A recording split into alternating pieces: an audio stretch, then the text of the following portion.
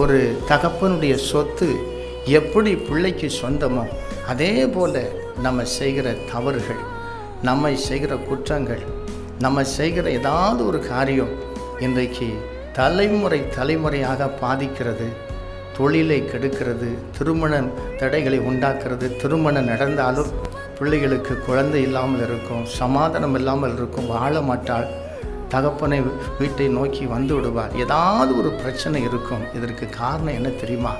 தாய் தோப்பன் செஞ்ச பாவம், ஆசை. இதை எப்படியா மாற்றுவது?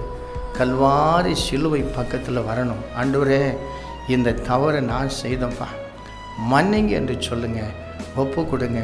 கர்த்தர் உங்கள் வாழ்க்கையில் அந்த ஆசையை கர்த்தர் மாற்றி அற்புதமான காரியத்தை செய்வார். ஆண்டவரே, இதை நான் ஒற்றுக்கொள்கிறேன் என்று சொல்லுவோம். சங்கீதம் 19:12 வாசிக்கிறோம், தன் பிழைகளை உணர்கிறவன் யார்? மறைவான குற்றங்களுக்கு என்னை நீங்களாக்கும் என்று சொல்லுவோம். ஆண்டவர் மன்னிப்பதற்கு தயப்படுத்திருக்கிறார். ஆசை ஒரு மனுஷனுடைய வாழ்க்கையிலே அழிவை கொண்டு வரும்.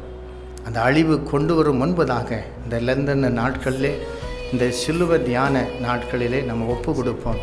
கர்த்தர் அற்புதத்தை செய்வார்.